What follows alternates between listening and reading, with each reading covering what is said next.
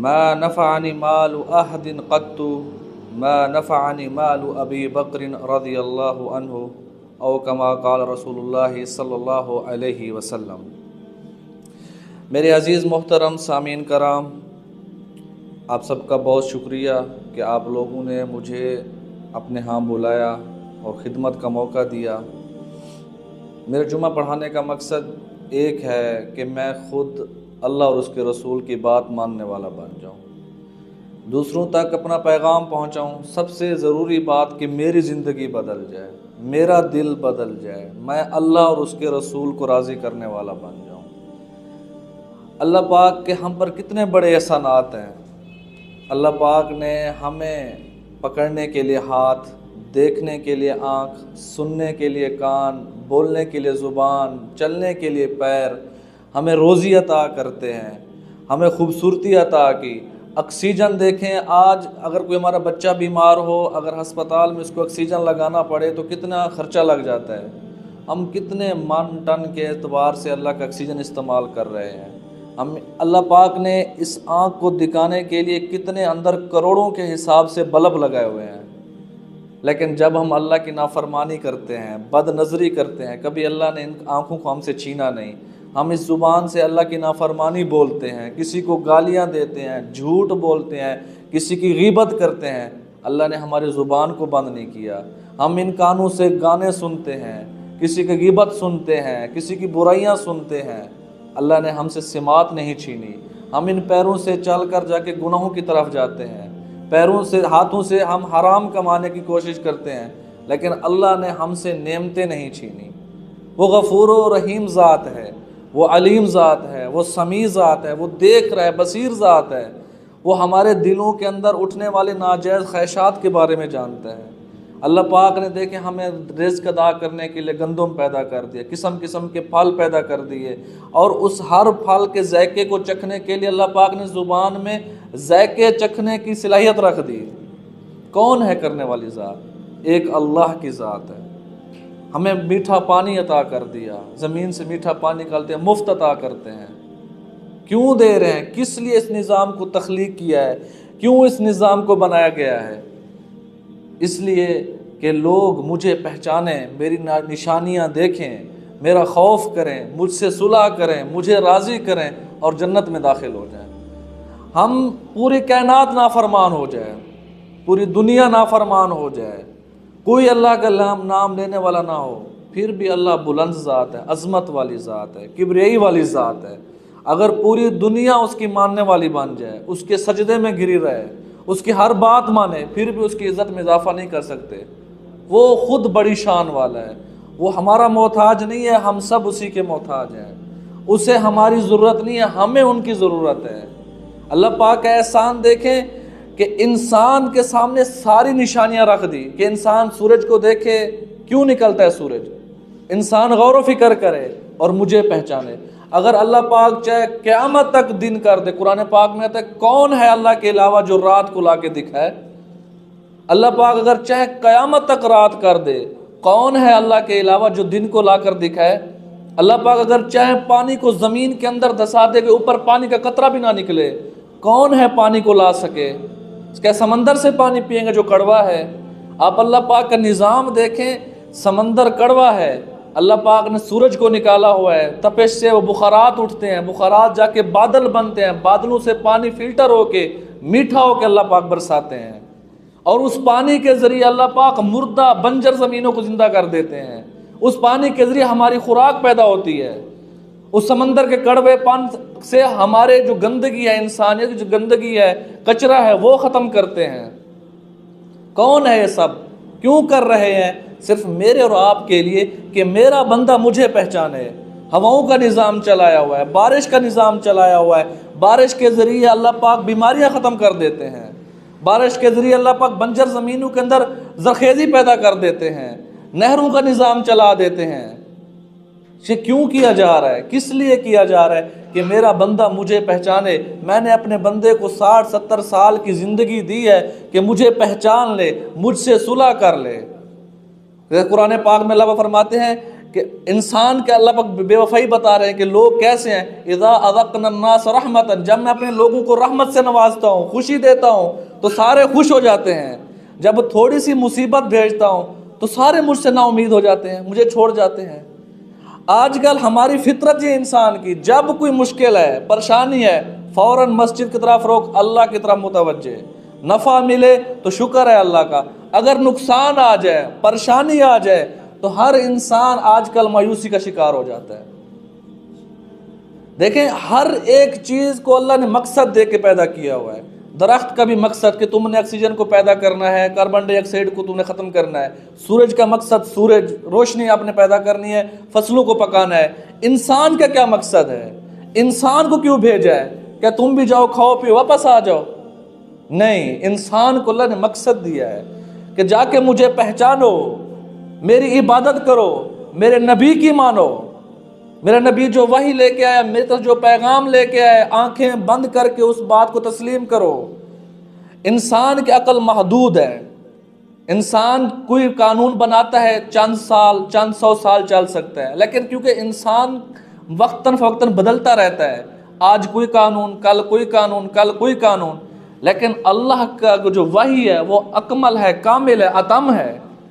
تو انسان کی کامیابی، دنیا اور آخرت کی کامیابی اللہ نے وحی کے ذریعے بتا دی کہ تم میری وحی کو مانو، دنیا تمہاری بنے گی، آخرت بھی بنے گی. دنیا میں تو کامیاب ہوگے، آخرت میں بھی کامیاب ہوگے. سب سے زیادہ بات ماننے والے، وحی پر عمل کرنے والے صحابہ کرام رضی اللہ عنہم اجمعین، آپ ان کی زندگی اٹھا کے دیکھ لیں. دنیا پہ انہوں نے حکومت کیا، دنیا پہ انہوں نے راج کیا، اور دنیا ہی میں ان کو خوشخبری مل گئی رضی اللہ عنہم ورضوا عنہ کہ اللہ پاک ان سے راضی ہو گیا. کلن وعد اللہ الحسنی، ان کے جنت کے وعدے ہیں، وہ کامیاب ہو گئے. کیوں؟ انہوں نے وحی کی بات مانی. انہوں نے جس طرح رسول اللہ صلی اللہ علیہ وسلم نے فرمایا اس بات پہ آنکھوں کو بند کر کے عمل کیا ہے، اس بات پہ زندگی گزار دی. جس طرح ہمارے نبی نے بتا دیا اس کو تسلیم کر لیا.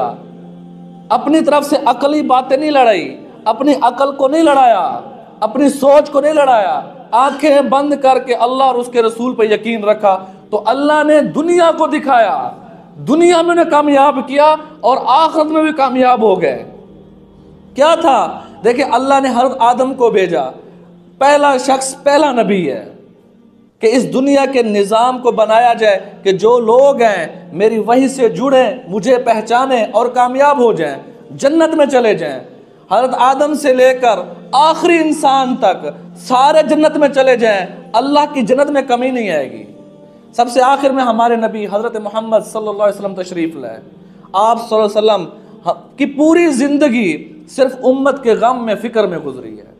پوری زندگی اسی غم میں کہ کسی طرح میرا بندہ جہنم سے بچ کر جنت میں جانے والا بن جائے، میرا بندہ کامیاب ہو جائے، میرا بندہ دنیا میں کامیاب ہو جائے، آخرت میں کامیاب ہو جائے. ہمیں خوبصورت معاشرہ سکھایا. حالانکہ اللہ کے نبی صلی اللہ علیہ وسلم کے پاس بہت مال آیا، بہت پیسہ آیا، لیکن اللہ کے نبی نے کبھی اپنے پاس جمع نہیں کیا. کیوں؟ کہ میری امت کے پاس جب غریب لوگ آئیں گے، میرے بعد جب غریب لوگ ہوں گے، وہ یہ تو نہ کہہ سکیں کہ خود تو نبی تھا، اللہ نے اس کو مال و دولت دے دیا اور ہمیں غریب چھوڑ کے چلا گیا. اپنی غربت کو اختیاری طور پہ اپنایا، خود کے لیے غربت کو اپنایا. اللہ نے کہا کہ اے محمد مجھے بتاؤ، آپ کے لیے میں عہد پہاڑ کو سونا چاندی بنا دوں، یہ آپ جہاں جاؤ گے آپ کے ساتھ چلے گا. لیکن کہا نہیں یا اللہ، میں ایک دن کھانا کھانا چاہتا ہوں، ایک دن بھوکا رہنا چاہتا ہوں، کہ میرے بعد میں آنے والے لوگ یہ نہ کہہ سکیں کہ خود تو نبی کھا کے چلا گیا اور ہمیں بھوکا چھوڑ گیا ہے. کس کے لیے؟ میرے اور آپ کے لیے، میرے اور آپ کے لیے فکر مند تھے. اپنا گھر ہے مکہ، جس کے اندر جہاں وہ رہ رہے تھے کہ پوری قوم کو اعتبار صادق امین، محمد صادق و امین ہے. آنکھیں بند کر کے آپ صلی اللہ علیہ وسلم کی باتوں پہ یقین کرتے تھے. پورا شہر احترام کرتا تھا، پورا شہر ان کی عظمت کا اعتراف کرتا تھا. لیکن جب نبوت کا کام آ گیا، جب اللہ نے حکم دیا کہ اب میرے دین کا پرچار کرو، جو لوگ بتوں کی پوجا کرتے ہیں ان کے خلاف بات اٹھاؤ، ان کے خلاف علم بلند کرو، تو جو لوگ عزت کرتے تھے، جو لوگ آپ صلی اللہ علیہ وسلم کے علاوہ فیصلے نہیں کرتے تھے، وہیں لوگ خلاف ہو گئے. 40 سال جن رشتہ داروں کے ساتھ رہے تھے تو سب سے پہلے میں رشتہ دار مخالف ہو گئے. سب سے پہلا ایمان لانے والے حضرت ابوبکر صدیق رضی اللہ تعالیٰ عنہ. کہا اگر محمد نے کہا ہے تو سچ کہا ہے. ابوبکر صدیق رضی اللہ تعالیٰ عنہ آپ کے ساتھ آپ سے اجازت مانگی، یا رسول اللہ مجھے بھی اجازت ہے کہ میں دوسرے لوگوں کو دین کی دعوت دوں. جیسے ہی دین کی دعوت پہنچی تو صحابہ کرام نے باقی کام چھوڑ دیے. ایک میرا اور آپ کا کام ہے کھیتی باڑی کرنا، مزدوری کرنا، فیکٹری میں کام کرنا، ایک اللہ کا کام ہے. میرے لیے بڑی خوش قسمتی میں سمجھتا ہوں کہ میں کسی بندے کا وزیر اعظم کا میں پی اے لگ جاؤں. تو یہ میرے اور آپ کی باتیں ہیں، لیکن صحابہ کرام نے کہا ہماری تو خوش قسمتی یہ کہ ہم اللہ کے ملازم بن جائیں، ہم اللہ کے دین کا کام کریں. تو ابوبکر صدیق رضی اللہ تعالیٰ عنہ دین کے لیے نکل گئے، صحابہ کرام کو دعوت دینا شروع. عبد الرحمن بن عوف رضی اللہ تعالیٰ عنہ، عثمان بن عفان رضی اللہ تعالیٰ عنہ اور ابوبکر صدیق رضی اللہ تعالیٰ کے ہاتھ پر ایمان لے آئے. ان کے لے کر رسول اللہ صلی اللہ علیہ وسلم کی خدمت میں حاضر ہو گئے کہ انہیں بھی کلمہ پڑھا دے، یہ بھی مسلمان ہو گئے. تو طرح طرح کی مصیبتیں شروع ہو گئی. آپ صلی اللہ علیہ وسلم مکہ میں عبادت کر رہے ہوتے تھے، حالانکہ سردار ہیں قریش کے، ہاشم کے سردار ہیں، ان کا قبیلہ تمام قریش کے اوپر سرداری کر رہا تھا، لیکن اپنے ہی مخالف ہو گئے، اپنے ہی بے یار و مددگار چھوڑ کے چلے گئے. اکیلے محمد مصطفیٰ بچ گئے، بیت اللہ میں عبادت کر رہے ہیں. تو کافر آ گئے تو انہوں نے آپ صلی اللہ علیہ وسلم کے گردن پہ کپڑا ڈال کر کھینچا زور سے. آپ صلی اللہ علیہ وسلم کو کیا ضرورت تھی؟ کیوں دین کی دعوت دے رہے ہیں؟ کیوں بتوں کو خراب کہہ رہے ہیں؟ جنت کے سردار، انبیاء کے سردار، اللہ کے حبیب، جن سے اللہ پاک محبت کرتے ہیں، جن کی وجہ سے پورا کائنات بنائی گئی ہے، جن کی وجہ سے جہنم بنا ہے، جن کی وجہ سے جنت بنایا گیا ہے، جن کی وجہ سے اللہ پاک نے دنیا اور آسمان کو بنایا ہے، جن کی وجہ سے ہم سب کو رزق مل رہا ہے، ان کو کیا ضرورت تھی اتنی تکلیفیں سہنے کی؟ کس وجہ سے ان کو تکلیفیں مل رہی ہیں؟ نماز پڑھ رہے ہیں، کافروں نے کپڑا ڈال کے کھینچا. اور ابوبکر صدیق رضی اللہ تعالیٰ کو پتہ چلا تو بھاگتے ہیں کہ تم ایسے شخص کو کیوں تکلیف دے رہے ہو جو کہتا کہ میرا رب اللہ ہے؟ تم کیا ایسے شخص کو مارنا چاہتے ہو جو دعویٰ کرتا ہے کہ میں صرف ایک اللہ کی عبادت کرتا ہوں؟ تو کفار نے کیا کیا؟ آپ صلی اللہ علیہ وسلم کو چھوڑ کے ابوبکر صدیق پر جھپٹ پڑے اور انہیں مارنا شروع کر دیا. اتنا مارا کہ یہاں تک کہ بے ہوش ہو گئے، یہاں تک کہ ان کا چہرہ مبارک پہچانا نہیں جا رہا، اتنا ان کو مارا. تو ان کو گھر لے آئے. ہم بھی تو دعوے کرتے ہیں کہ عاشق رسول ہیں، میرا اور آپ کا بھی دعویٰ ہے ہم بھی عاشق رسول ہیں. کیسے عاشق رسول ہیں؟ ساری سنتیں چھوڑ کے بیٹھے ہیں. کیسے عاشق رسول ہے؟ صبح کی نماز نہیں پڑھی جاتی. کیسے عاشق رسول ہے کہ جو رسول اللہ صلی اللہ علیہ وسلم نے ہمیں منع فرمایا ہے ہم سب اسی کام کو کرتے ہیں. تو زخمی حالت میں ان کی والدہ دودھ لے کے ٹھہری ہے، جیسے ہوش ہے سب سے پہلا کلمہ میرا بتاؤ نبی کیسا ہے، محمد کیسا ہے، محمد کہاں ہے؟ والدہ نے کہا دودھ تو پی لو کہ میں ایک گھونٹ بھی نہیں پیوں گا جب تک مجھے آپ صلی اللہ علیہ وسلم کے پاس نہیں لے جاؤ گے، جب تک میں انہیں اپنے آنکھوں سے نہیں دیکھ لوں گا. یہ تھی محبت ان کی. ایسے نہیں مل گیا کلن وعد اللہ الحسنی کے دعوے، اللہ نے پہلے ان کو نہیں لکھ دیا سرٹیفکیٹ کہ تم جنتی ہو. انہوں نے واقعی میں کر دکھایا کہ وہ سچے عاشق رسول ہیں. انہوں نے واقعی میں کر کے دکھایا کہ ہم اللہ کے غلام ہیں.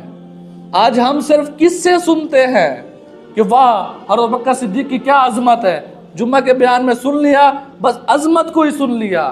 صرف کس سے سننا مقصود نہیں ہے، اس پہ عمل کرنا مقصود ہے کہ وہ ہستیوں نے کیسے اللہ کو راضی کیا، کہ ان ہستیوں نے کیسے رسول اللہ کی اتباع کی ہے. ہمیں بھی ان جیسا کرنا ہے، ہمیں بھی ان جیسا بننا ہے. وہی جنت کا راستہ ہے. اگر ہم کامیاب ہوں گے تو انہی کی اتباع کر کامیاب ہوں گے. اگر ہم ناکام ہوں گے تو ان سے ہٹ کر چلیں گے تو ناکام ہو جائیں گے. 27 سفر ہے، اللہ کی طرف سے حکم آ گیا بے سارے مسلمان اب ہجرت کرو. وقتاً فوقتاً مسلمان ہجرت کر رہے ہیں. اور ابوبکر صدیق حاضر ہوئے، یا رسول اللہ کیا مجھے اجازت ہے ہجرت کرنے کی؟ تو آپ نے کہا نہیں، مجھے اللہ سے امید ہے اللہ پاک آپ کو میرا ساتھی بنائے، کیا ہو سکتا ہے ہم اکٹھے ہجرت کریں.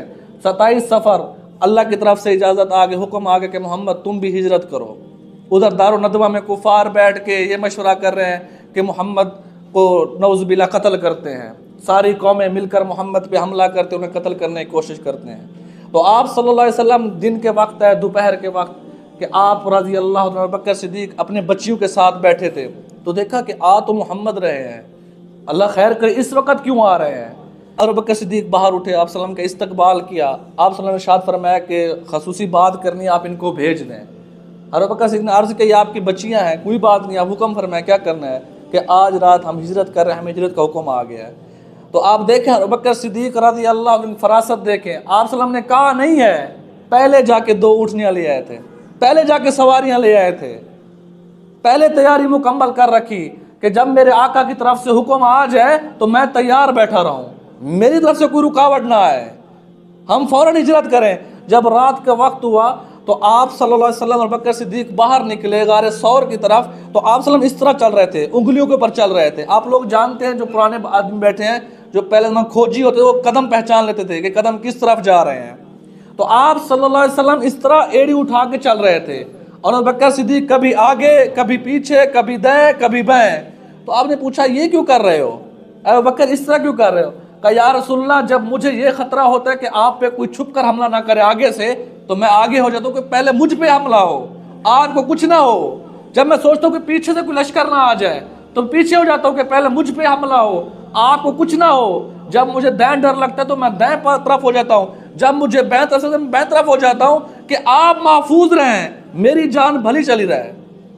یہ تھا ان کا عاشق رسول ہونا، عمل سے ثابت کیا ہے۔ آج اگر ہم میں سے کوئی 10 دن 5 وقت کی نماز پڑھ لے تو خود کو ولی سمجھنا شروع کر دیتا ہے، کسی کا کوئی گھر ایک دفعہ بنا دے تو سب سے بڑا سخی سمجھتا ہے، کوئی مسجد بنانے کی بات آ جائے تو سارے منہ نیچے کر جاتے ہیں کہ یار مولویوں کا کام ہی مانگنا ہے۔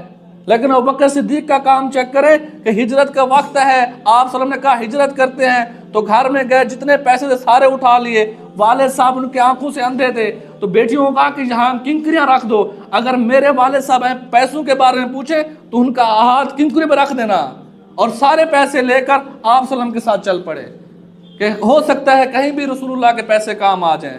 قرآن پاک میں ایک آیات اترتی ہے، اللہ پاک آیات اتارتے ہیں، اندر ابو بکر صدیق غم کے اندر مبتلا ہے۔ ایک ہوتا ہے لفظ خوف، ایک ہوتا ہے غم۔ خوف یہ ہوتا ہے کہ مجھے ڈر لگ رہا ہوتا ہے، میں ڈر رہا ہوں رات کو سفر کرنے سے، خوف لائق ہے۔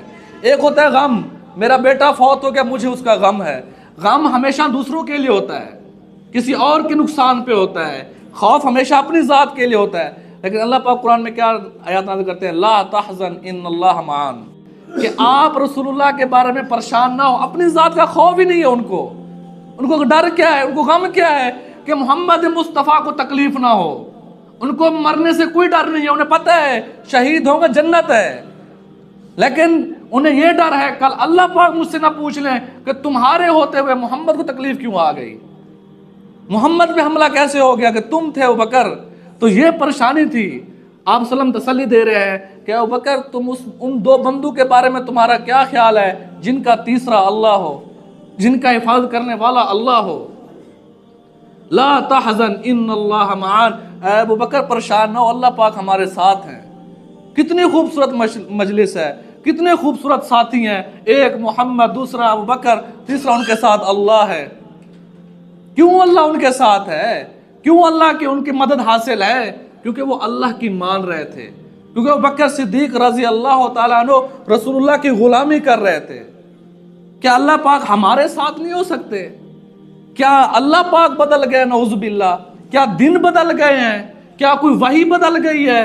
کیا کہ حدیث کی کتابیں بدل گئی ہیں؟ کیا قرآن پاک کے الفاظ مٹ گئے ہیں؟ فرق کیا ہے؟ انہوں نے عملاً ثابت کیا ہے، انہوں نے عمل کر کے اللہ اور اس کے رسول کو راضی کیا ہے، اور ہم عمل نہیں کرتے۔ ہمارا دین، ہمارا ایمان صرف زبان تک ہے، بس زبان تک میں بڑا مولوی بنا پھرتا ہوں، زبان تک میں فتوے سناتا ہوں، زبان تک میں حدیثیں سناتا ہوں، یہ دل خالی ہے۔ لیکن حدیث پاک میں کیا آتا ہے؟ اللہ کے نبی صلی اللہ علیہ وسلم کے ارشاد مبارک ہے کہ انسان کے جسم کے اندر ایک لوتھڑا ہے، اگر وہ بن جائے، سنور جائے، پورے جسم سے نکلنے والے اعمال ٹھیک ہوں گے۔ کیا فرمایا؟ الا وحی القلب، وہ انسان کا دل ہے۔ صحابہ کرام نے زبان سے اسلام کو قبول نہیں کیا تھا، زبان سے مسلمان نہیں تھے، زبان سے عاشق رسول نہیں تھے، وہ دل سے عاشق رسول تھے۔ جہاں بھی رسول اللہ صلی اللہ علیہ وسلم کو حکم ہوتا، سب سے پہلے ابو بکر تیار ہوتے تھے جنگ کے لیے۔ صحابہ کرام نے آپ صلی اللہ علیہ وسلم کے اشارے پر گردنیں کٹا دی۔ ہم سے تو اللہ نے چند جذبات مانگے ہیں، رسول نے تو کہا جذبات کی قربانی دو، کسی سے جھگڑا مت کرو، کسی کو تکلیف مت دو، معاشرے میں ایک اچھے انسان بن کے رہو، اچھے مسلمان بن کے رہو۔ ہم سے تو یہ مطالبہ ہوا ہے، ہم کو کب کہا ہے کہ تم جا کے گردنیں کٹواؤ، تم جا کے اپنے بچوں کو چھوڑ کر، باغ پکا ہوا ہے، غزوہ تبوک کا مہینہ ہے، اللہ کے نبی نے ارشاد کیا ہے کہ مال و دولت لے اور چندہ کرو، باغ تیار ہے، فصل تیار ہے، 2-3 سال سے قحط کا زمانہ ہے، پہلی بار فصل تیار ہے، کھجور پکنے کو ہیں، ٹھنڈا پانی میسر ہے، لیکن حکم آ گیا چلتے ہیں تبوک کی طرف، دشمن آ رہا ہے، مال لے آؤ، چندہ جمع کرو۔ تو سارے صحابہ چندہ لے کے آئے۔ حضرت عمر رضی اللہ عنہ نے کہا آج تو مجھے موقع ہے بکر صدیق سے جیتنے کا، اور بکر صدیق کے پاس تو پیسہ نہیں ہے، میرے پاس پیسہ بہت ہے۔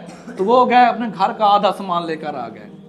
اب حضرت بکر صدیق رضی اللہ عنہ اپنے گھر گئے تو پوچھا کیا ہے گھر میں، تو جو کچھ بھی تھا گھر کے اندر جھاڑو مار کر لے آئے، جو کچھ بھی تھا ایک سوئی تک بھی نہیں چھوڑا، سارا لے کے آ گئے، آپ صلی اللہ علیہ وسلم کے سامنے پیش ہو گئے۔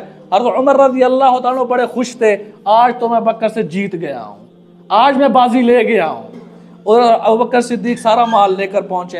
اب اللہ کے نبی صلی اللہ علیہ وسلم نے سوال ہی ایسا کیا کہ ہاں عمر گھر والوں کے لیے کیا بچایا ہے؟ کہا یا رسول اللہ آدھا مال لے کے آئے ہوں، آدھا چھوڑ کے آئے ہوں۔ اب ابوبکر صدیق رضی اللہ عنہ کی باری آئی، ہاں ابوبکر آپ کیا چھوڑ کے آئے ہو؟ کہا اللہ اور اس کا رسول چھوڑ کے آئے ہوں، باقی سارا حاضر ہے۔ تو یہ صرف ایسے وہ دعوے کرنے سے نہیں، وہ عمل کر کے دکھایا انہوں نے اپنی زندگی کو وقف کر دیا تھا۔ انہوں نے کہا کہ ہمارا مقصد ہی آخرت ہے، دنیا میں رہے ہیں، انہوں نے بھی کھانا کھایا ہے، انہوں نے بھی مزدوری کی ہے، انہوں نے بھی محنت کی ہے، انہوں نے بھی باغوں میں کام کیا۔ مولا علی رضی اللہ عنہ یہودی کے باغ میں کام کر کے اپنا گزر بسر کرتے تھے، مزدوری کرتے تھے، لیکن آج رتبہ دیکھیں، اللہ کے نبی نے کیا فرمایا؟ میں علم کا شہر ہوں، علی اس علم کا دروازہ ہے۔ کیا وہ اس دنیا میں نہیں رہے تھے؟ کیا ان کی ضرورتیں نہیں تھی؟ کیا ان کے بچے نہیں تھے؟ کیا ان کی خواہشات نہیں تھی؟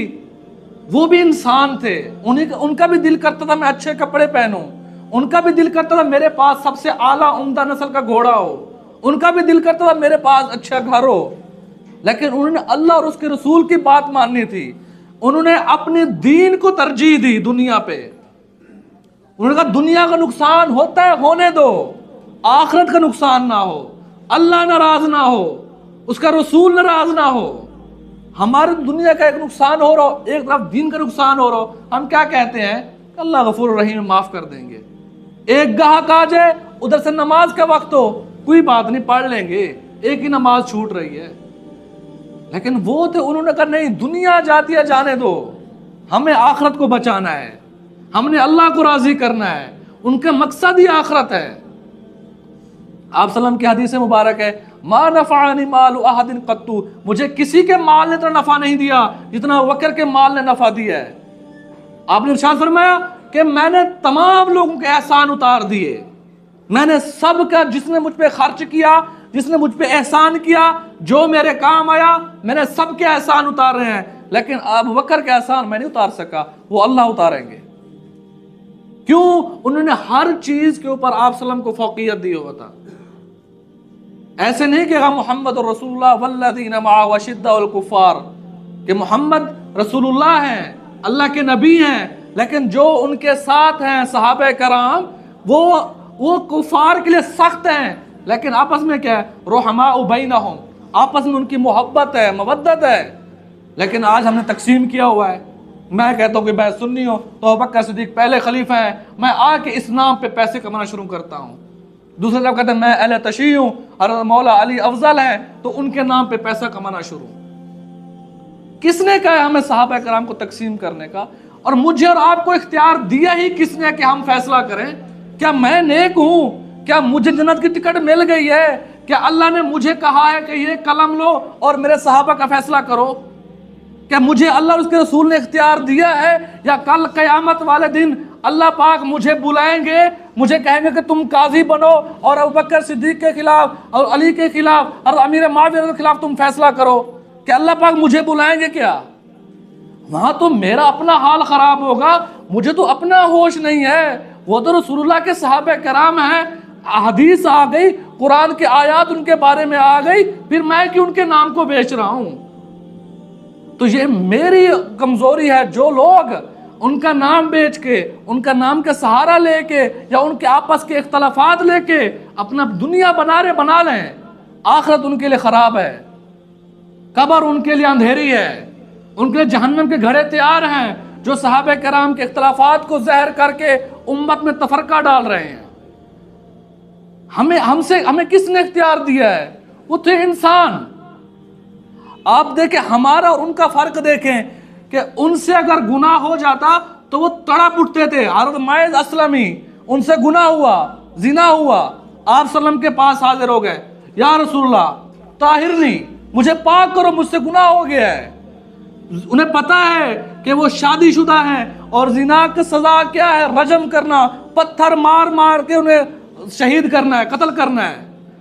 ہم سے گناہ ہو جائے تو ہم جری ہو جاتے ہیں، ہمارا دل بھی شرمندہ نہیں ہوتا، بلکہ ہم اعلان کرتے پھرتے ہیں تو میں نے تو فلاں گناہ کیا ہے، میں نے تو فلاں لڑکی کو پھنسایا ہوا ہے، طوائفوں کے اوپر پیسہ ڈال رہتے ہیں، بڑے بڑے گلوکاروں کو بلایا ہوا ہوتا ہے، اگر اعلان گناہ کے اعلان کر رہے ہوتے ہیں اور سر کو بلند کیا ہوتا ہے، فخر کر رہے ہوتے ہیں کہ میری شادی پہ فلاں گلوکار آیا تھا۔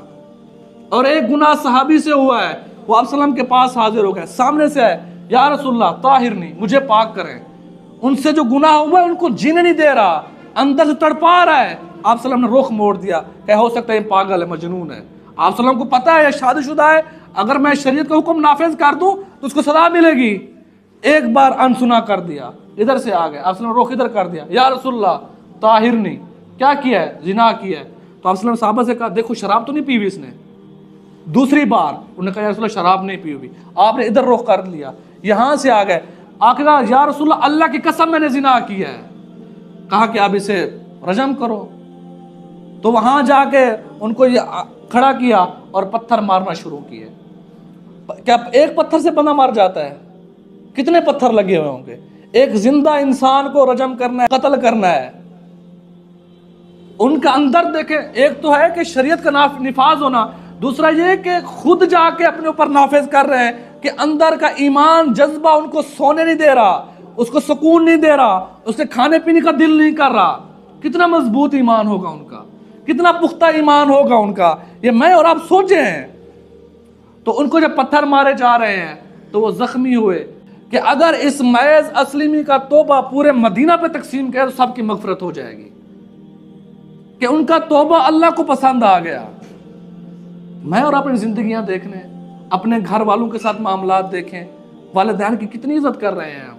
اللہ کے نبی صلی اللہ علیہ وسلم کی حدیث مبارک ہے، ایک صحابی ہے، یا رسول اللہ میں نے جہاد کرنا ہے، تو کہا آپ کے والدین زندہ ہیں؟ کہا جی ہاں، فیہما جاہد، تم ان کی خدمت کر کے جہاد کرو۔ حالانکہ اس وقت لوگوں کی کمی تھی، ادھر سے مسلمان 313، ادھر سے 1000، ادھر سے 7000، ادھر سے 30,000، لیکن پھر کیا سمجھا کہ نہیں، والدین کی خدمت کرو۔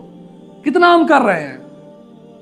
ہمسائے کو حقوق دیکھو، اللہ کے نبی صلی اللہ علیہ وسلم کے ارشاد مبارک ہے، واللہ لا یؤمنو، واللہ لا یؤمنو، واللہ لا یؤمنو۔ تو صحابہ کرام لرز گئے کہ اتنی سخت بات کس کے لیے کی جا رہی ہے؟ تو آپ نے فرمایا الذی لا یأمن جارہ بوائقہ، جس شخص کی تکلیف سے اس کا ہمسایہ محفوظ نہیں ہے وہ ایمان والا نہیں ہے۔ ہم دیکھیں ہماری کتنی تکلیفیں دیتے ہیں ہمسایہ کو، ہم راستے روک دیتے ہیں، ہم چھوٹی چھوٹی باتوں پہ پانی بند کر دیتے ہیں کہ یہ پانی میرے راستے سے آ رہا ہے، بند کرو۔ میں نے اگر فلٹر لگایا تو کسی سے اختلاف ہو گیا، اگر وہ بندہ پانی بھرنے آئے گا تو میں فلٹر اکھیڑ لوں گا۔ راستے بند کر دیتے ہیں کہ اس نے مجھے تکلیف دی ہے۔ اللہ کے نبی صلی اللہ علیہ وسلم کے ارشاد مبارک ہے کہ حضرت جبرائیل میرے پاس بار بار ہمسائے کے حقوق کی وحی لے کے آئے، وحی لے کے آئے، یہاں تک کہ مجھے ڈر لگ گیا کہ انہیں وراثت میں دینا نہ پڑ جائے، ان کا وراثت میں حصہ نہ آ جائے۔ ہم تو زمین پر قبضہ کی وجہ سے یہ زمین ہم نے بنائی ہے، یہ زمین جیسے میری ذاتی ملکیت ہے اور قیامت تک رہے گی۔ اللہ نے جس کو زمین دیا ہے امتحان کے لیے، جس کو کسی فیکٹری کا مالک بنایا ہے امتحان کے لیے، جس کو غریب بنایا ہے امتحان کے لیے، جس کو منشی بنایا ہے امتحان کے لیے۔ ہر ایک بندہ اپنا امتحان دے رہا ہے، مولوی اپنا امتحان دے رہا ہے، عام آدمی اپنا امتحان دے رہا ہے۔ اللہ پاک دیکھنا چاہتے ہیں کہ میری کون مانتا ہے، میرے نبی کی بات کون مانتا ہے، اچھے اخلاق کس کے ہوں گے۔ اخلاق کی کمی ہو گئی ہے، تھوڑی سی بات ہو بھڑک اٹھتے ہیں، غصہ کرتے ہیں. ایک صحابی ہے, یا رسول اللہ مجھے نصیحت کریں. آپ نے ارشاد فرمایا لا تغضب, غصہ نہ کیا کر. کہ ہم دیکھیں ہم کتنے غصے کرتے ہیں, چھوٹی چھوٹی باتوں پہ بھڑک اٹھتے ہیں, والدین کے ساتھ غصہ کرتے ہیں. لیکن قرآن پاک میں کیا آتا ہے کہ جب والدین میں سے ایک کو بڑھاپے کی عمر میں پاؤ تو ان کو کبھی بھی ایک لفظ اف تک نہ بولو. یہ منع کیوں کیا اللہ نے ہمیں کہ وہ بڑھاپے میں آپ, کیوں اللہ نے بڑھاپے کا تذکرہ کیا ہے کہ وہ بڑھاپے میں کبھی کبھار بہکی باتیں کریں گے, کبھی آپ سے بھولے ہوئے باتیں کریں گے. تو آپ خود کو سمجھدار سمجھ کے ان پہ غصہ نہیں کرنا, بلکہ خاموش ہونا ہے, برداشت کرنا ہے, ان کی بات سننی ہے. وَقُلْ لَهُمَا قَوْلًا كَرِيمًا, اور ان کو پیار کے ساتھ مخاطب کرنا ہے, محبت والے الفاظ سے بولنا ہے کہ ان کا دل نہ دکھے. اللہ کے نبی کا ارشاد مبارک ہے رضا الربی فی رضا الوالدی سخط الربی فی سخط الوالدی. کتنی عظیم حدیث ہے. آپ نے ارشاد فرمایا کہ اللہ کی رضا, اللہ کی خوشنودی تمہارے والدین کی رضا تمہارے والدین کی خوشنودی میں ہے, تمہارے والد صاحب کی رضا میں ہے. اگر والد صاحب تم سے راضی ہے, والد صاحب تم سے خوش ہے, تو سمجھ لو اللہ بھی تم سے راضی ہے, اللہ بھی تم سے خوش ہے. اگر والد صاحب تم سے ناراض ہے, والد صاحب کے دل میں تمہاری ناراضگی ہے, تو اللہ بھی تم سے ناراض ہے. یہاں اللہ نے ہمیں منمانی کے لیے نہیں بھیجا ہوا, ہم کوئی آزاد نہیں ہیں. جو لوگ ڈرا لگاتے ہیں کہ ہمارا جسم ہماری مرضی, ہم آزاد ہیں, ہم سے پوچھنے والا کوئی نہیں. سب کے سب جتنی مخلوقات ہیں سب غلام ہیں اللہ کے, سب کی ذمہ داریاں ہیں. سب سے ایک ایک ذرے کے بارے میں پوچھا جائے گا, جواب طلب کیا جائے گا. کیسی زندگی گزاری, جوانی کیسے گزاری, پیسہ کیسے کمایا, کہاں خرچ کیا, رشتہ داروں کے ساتھ تمہارا کیسے سلوک تھا. ہم تو کہتے ہیں کہ مجھے فلاں رشتہ دار سلام دے گا, دعوت پہ بلائے گا, شادی پہ بلائے گا, پھر میں اس سے رشتہ داری رکھوں گا. اگر اس کو میری ضرورت تھی تو مجھے بھی اس کی ضرورت نہیں ہے. لیکن اللہ کے نبی نے کیا ارشاد فرمایا, یہ رشتہ داری جوڑنا نہیں ہے, صلت رحمی یہ نہیں ہے, بلکہ جو تم سے توڑے اس سے جوڑو, یہ صلہ رحمی ہے. جو تمہیں دعوت نہ دے اس کو دعوت دو, جو تم سے جھگڑا کرے تم اس سے صلح کرو. یہ تم صلح رحمی کر رہے ہو, یہ تم اللہ کی رضا والا کام کر رہے ہو. آپ نے ارشاد فرمایا جو یہ پسند کرتا ہے کہ اس کی زندگی لمبی ہو اور اس کے رزق میں برکت ہو, فَلْيَصِلْ رَحِمَهُ, وہ اپنے رشتہ داروں کے ساتھ بنا کے رکھے, رشتہ داری نہ توڑے. چھوٹی چھوٹی باتوں پہ رشتہ داریاں ختم کر دیتے ہیں, آپس میں جھگڑے کرتے ہیں, آپس میں لڑائیاں کرتے ہیں. یہ کتنے جھگڑے ہو رہے ہیں, کتنے قتل و غارت ہو رہے ہیں. صرف کیا ہے, شریعت کو توڑا ہوا ہے. نام اختلاف کرنے والا یا جس سے اختلاف کیا جا رہا ہے, دونوں شریعت سے دور ہیں, دونوں اللہ اور اس کے رسول کی بات نہیں مان رہے. کیوں نہیں مان رہے؟ کیا مرنا نہیں ہے ہم نے؟ کیا ہم نے پیش نہیں ہونا اللہ کے ہاں؟ کیا ہم نے رسول اللہ صلی اللہ علیہ وسلم کے سامنے پیش نہیں ہونا؟ ایک طرف صحابہ کرام آئیں گے جو اللہ کے نبی صلی اللہ علیہ وسلم کے ساتھ ٹھہرے ہوں گے, اور ایک طرف سے ہم ہوں گے عاشق رسول کا دعویٰ کرتے ہیں, عاشق صحابہ ہونے کا دعویٰ کرتے ہیں, اور یہاں آ کے تقسیم بھی کر رہے ہوتے ہیں کہ ہم علی والے ہیں, دوسرے کہتے ہیں ہم بکر والے ہیں. کس نے ہمیں حق دیا تقسیم کرنے کا؟ لیکن وہاں ان کا فیصلہ ان کے سردار حضرت محمد صلی اللہ علیہ وسلم کے ساتھ ہوں گے, جن کے ہم دعوے دار ہیں کہ ہم علی والے ہیں, ہم بکر والے ہیں, اور ہمارے پاس تو پلے کچھ نہیں ہے, اور وہ تو پہاڑوں کے برابر اپنے اعمال لے کے آئیں گے. فرشتے ان کا استقبال کر رہے ہوں گے. تو میرے عظیم دوستو بھائیو, ہم اپنی زندگی کے بارے میں سوچیں. یہ زندگی مذاق نہیں ہے, ایک دفعہ ملی ہے, بس ایک ہی چانس ہے. اب جس کی مرضی اس کو بنا لے, سنوار لے, موقع ہے. اللہ پاک نے ہمیں قرآن پاک عطا کیا, حدیث مبارک عطا کی, جمعے کے بیان ہوتے ہیں. آج کل موبائل کا زمانہ ہے, یوٹیوب پہ علماء کرام موجود ہیں. جو سیکھنا چاہے سیکھ سکتا ہے, جو سمجھنا چاہے اپنی زندگی کا مقصد سمجھ سکتا ہے. لیکن ہے ایک ہی موقع, جس نے اپنی زندگی کو سنوار لیا, بنا لیا, ہمیشہ کے لیے کامیابی, خوبصورت جنت, ایسے محل جن کے اندر ٹھہر کے باہر دیکھو, جن کے باہر ٹھہر کے اندر دیکھو, شیشے کے بنے ہوئے, شہد کی ندیاں, دودھ کی ندیاں. لیکن اس کو ملیں گی جو اللہ اور اس کے رسول کی مان کر جائے گا. دوسری طرف جہنم بھی ہے, دوسری طرف قبر کے عذاب بھی ہیں۔ اب مجھے اور آپ کو اختیار دیا ہے، اللہ نے کسی کو مجبور محض نہیں بنایا ہوا، نہ ہی کسی کو مختار کل بنایا ہوا ہے۔ مجبور محض جس طرح پتھر ہے، کچھ نہیں کر سکتا، ایک جگہ پڑا رہتا ہے۔ مختار کل جس طرح اللہ پاک ہے، جس طرح چاہے کر لیں۔ کن فیکون والا معاملہ دنیا میں کسی کے ساتھ نہیں ہے، اور کوئی پتھر والا معاملہ بھی نہیں ہے۔ بین بین راستہ رکھا ہوا ہے، راستہ دکھایا ہوا ہے کہ یہ میرے نبی کا راستہ ہے، یہ میرا راستہ ہے، اور دوسرا تمہارا شیطان ہے۔ اللہ نے قرآن پاک میں کتنی دفعہ 20 بار کہا ہوا ہے وہ تمہارا دشمن ہے، تمہارا کھلا دشمن ہے، جس نے اللہ کو چیلنج کیا ہوا ہے کہ میں تمہارے لوگوں کے راستے پر ڈیرے لگا کے بیٹھوں گا، آگے سے حملہ کروں گا، پیچھے سے حملہ کروں گا، دائیں سے بائیں سے۔ جس نے قرآن پاک میں دعویٰ کیا ہے بہت کم لوگ ہوں گے تمہارے پاس آئیں گے، لیکن اللہ پاک نے جو میرے پاس آئیں گے وہ میرے مخلص ہوں گے۔ اور اللہ نے یہ بھی فرمایا کہ میرا بندہ اتنے گناہ کرے کہ زمین و آسمان کو گناہوں سے بھر دے، لیکن ایک بار آئے گا میرے پاس توبہ کرے گا، میں اس کے سارے گناہ معاف کر دوں گا، میں اس کی بخشش کر دوں گا۔ تو میرے عزیز، ہم سب گنہگار ہیں، ہم سب سے غلطیاں ہوتی ہیں۔ اس اللہ کی نعمتوں تو دیکھیں، ہم کتنی برائیاں کرتے ہیں پھر بھی ہماری نعمتیں ہمارے پاس ہیں۔ کبھی یہ ہوا کہ ہم کسی کی بد نظری کریں تو ہماری آنکھیں چلی جائیں؟ نہیں، اس اللہ کی نعمت ہے ہم پہ۔ اس اللہ، وہ اللہ غفور الرحیم ہے، ہم سے بہت محبت کرتے ہیں۔ آپ صلی اللہ علیہ وسلم کا سینہ ہنڈیا کی طرح ابلتا تھا۔ کیوں ابلتا تھا؟ کہ میرے امتی جنت میں جانے والے بن جائیں، جہنم سے بچ کر جنت کی راہ پہ چل جائیں، ایک خوبصورت معاشرہ بنائے ہم۔ قرآن کا فیصلہ ہے کبھی بھی یہود و نصارہ تمہارے دوست نہیں ہوں گے، وہ تمہارے دشمن ہیں، لیکن تم لوگ تب ترقی کرو گے جب میرے اور میرے نبی کی بات مانو گے۔ ان کنتم مؤمنین، تمہیں تب ترقی ملے گی اگر تم ایمان والے کام کرو گے، 5 وقت کی نماز پڑھو گے۔ اللہ نے جس کو مال دیا تکبر نہ کرے، زکوٰۃ نکالے، بلکہ لوگوں پر ویسے خرچ کرے۔ السخی قریب من اللہ، قریب من الناس، قریب من الجنت۔ سخی شخص ہے اللہ کے قریب، لوگوں کے قریب، جنت کے قریب۔ لیکن جو بخیل ہوتا ہے بعید من الناس، بعید من اللہ، بعید من الجنت، قریب من النار۔ بخیل آدمی لوگوں سے دور، اللہ سے دور، جنت سے دور، جہنم کے قریب۔ یہ مال جو میں کماتا ہوں، جس طرح قارون کا دعویٰ تھا کہ یہ مال تو میرے تجربے سے ملا ہے، یہ تو مال میں نے ڈگری حاصل کی ملا ہے، میں نے یہ انجینئرنگ کیا، ڈاکٹر بنو تو پیسہ میں نے کمایا ہے۔ قارون کا دعویٰ تھا کہ مجھے اپنے علم سے ملا ہے۔ اللہ نے کیا کیا؟ اس مال سمیت زمین میں دھسا دیا۔ نہ پیسہ میرا، نہ زمین میری، نہ میرا جسم میرا، یہ سب اللہ کا ہے۔